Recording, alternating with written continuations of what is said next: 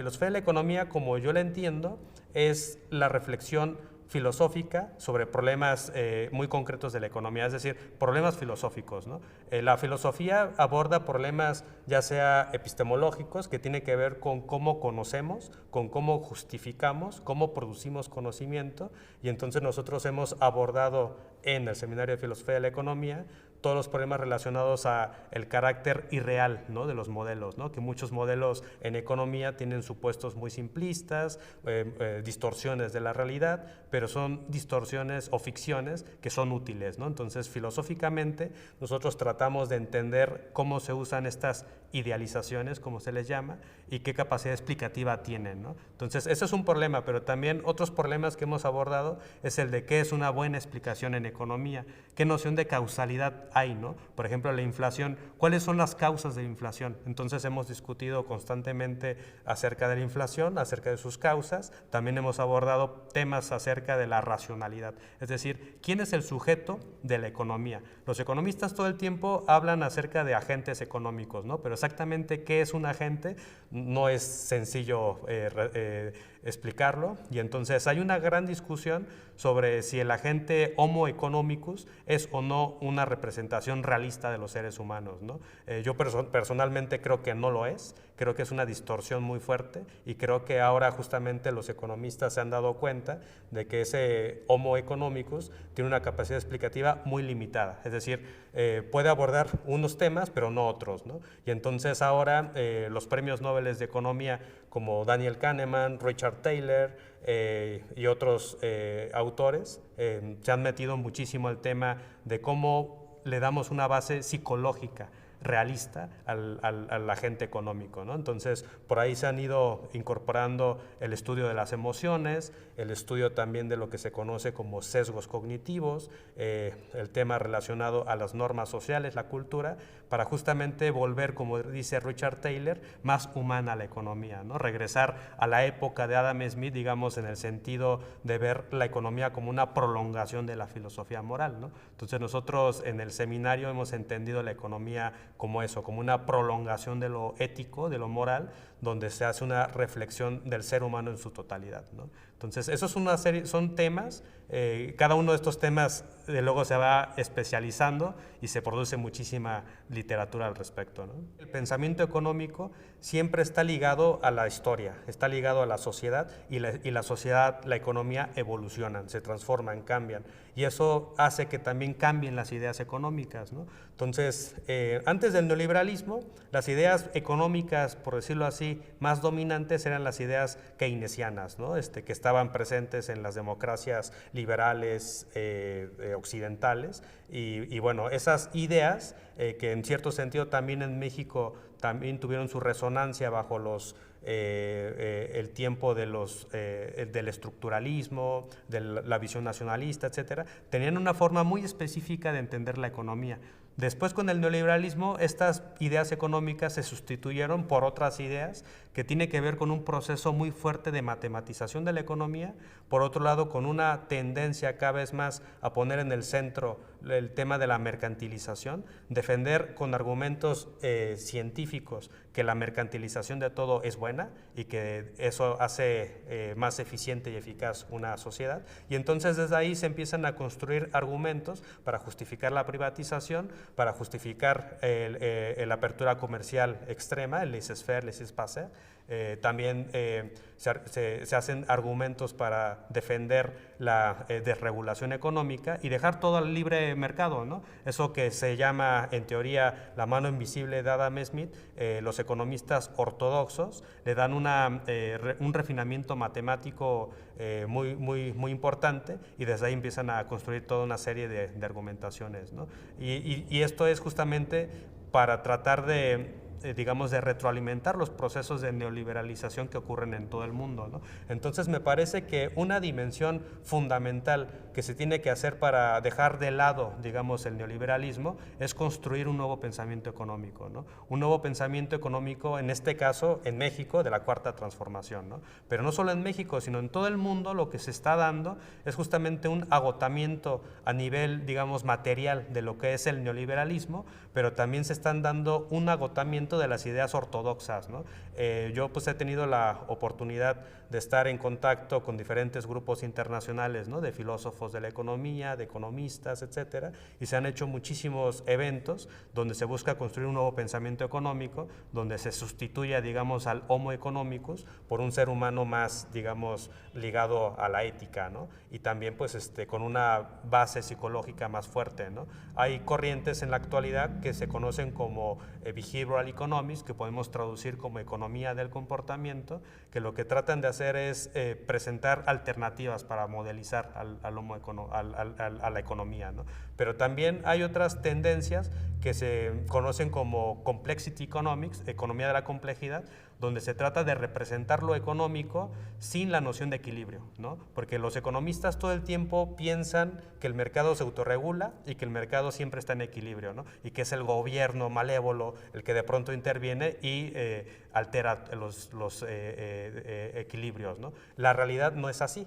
La realidad es que vivimos todo el tiempo en desequilibrio, ¿no? Todo el tiempo estamos viviendo una economía que se está desequilibrando constantemente porque existe el cambio climático, porque existen estallidos sociales, porque existen hechos inesperados como la pandemia que alteran, digamos, los equilibrios, ¿no? Entonces, más bien, los economistas deberíamos de dejar de pensar en términos de equilibrio en nuestros análisis y podemos incorporar estos elementos que vienen de la complexity economics, de la economía de la complejidad, donde se habla de procesos evolutivos que se están constantemente renovando, que están constantemente modificándose y más bien pues priorizar, digamos, el análisis económico, no tanto en temas de mejorar la eficiencia de los mercados, sino más bien priorizar la justicia, ¿no? Entonces, son elementos que podríamos ir avanzando para justamente darle forma a este nuevo pensamiento económico que ya en todo el mundo se está dando.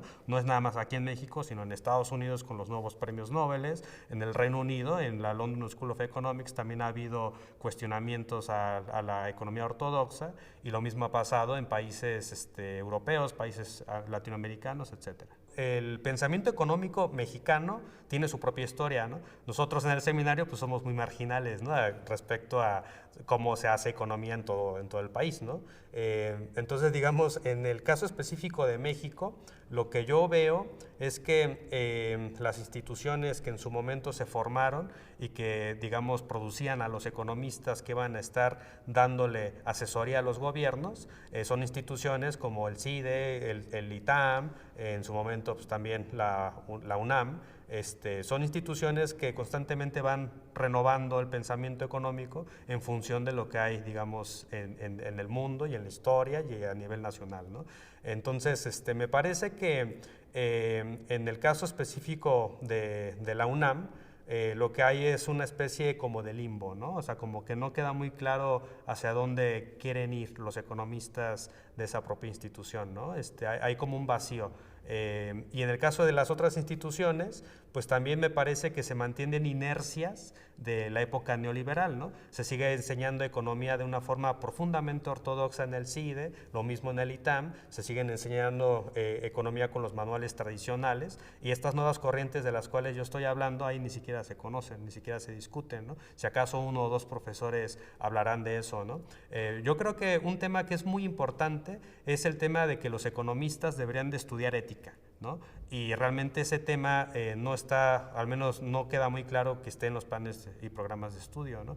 Que se piense la economía en términos morales, ¿no? Ya el presidente de nuestro país lo ha dicho, ¿no? La economía moral, pues es el eje que él sigue en su proyecto de gobierno, ¿no? Me parece que hay muchísimas cosas que se pueden avanzar, al menos Enrique Dussel, digamos, es una referencia importante. Creo que aquí en México podríamos aprovechar justamente el legado de este gran filósofo y profundizar de una forma más rigurosa lo que él ha apuntado en torno a la economía moral, las 16 tesis de economía política, etcétera, y todo eso complementarlo con estas nuevas corrientes que están surgiendo en diferentes partes del mundo, ¿no?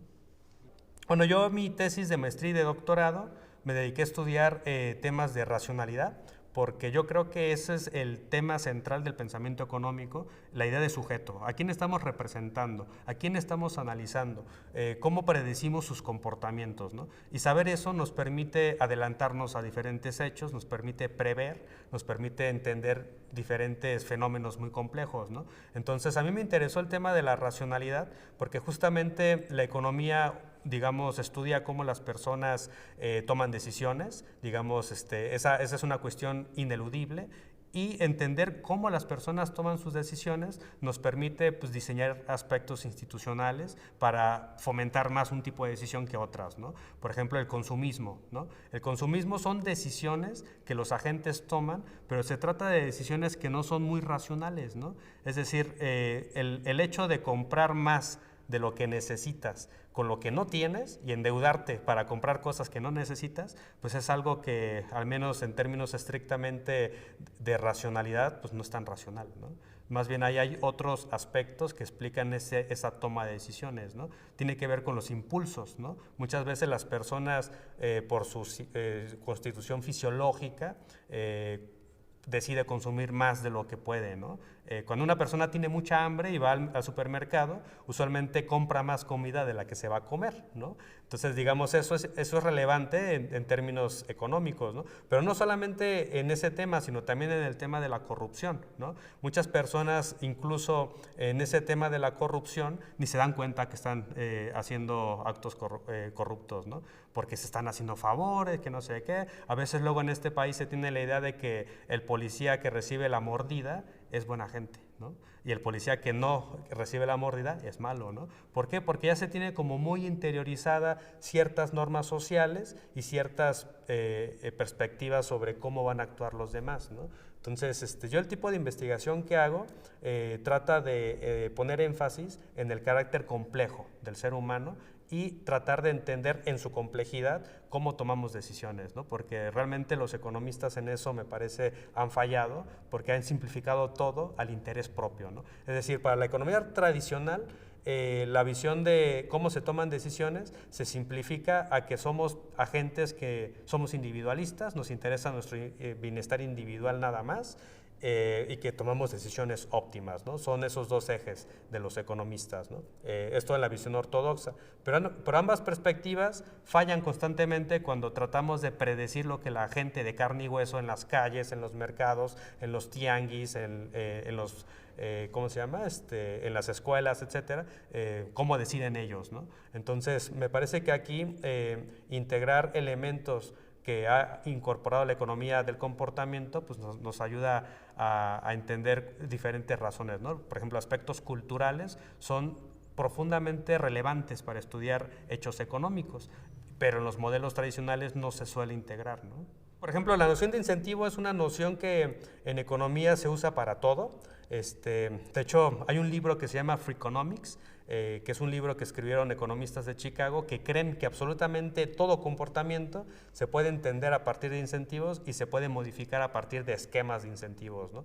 Pero la realidad es que no es así, ¿no? Muchas veces no se entiende ni siquiera qué es un incentivo, ¿no? Los incentivos se suelen entender como esquemas de premios y de castigos, ¿no? Y entonces un premio lo que va a hacer es incentivar, motivar a que una persona haga más de un tipo de comportamiento que otro tipo de comportamiento. Pero el problema está en que muchos de los economistas que tienen esta formación ortodoxa reducen los incentivos a incentivos económicos, a incentivos monetarios. Entonces ahí hay aspectos relacionados al compromiso con normas sociales que premios Nobel como Amartya Sen han estado mostrando, ¿no? Que han estado criticando. Él tiene un artículo famosísimo y muy importante que se llama Los tontos racionales, ¿no?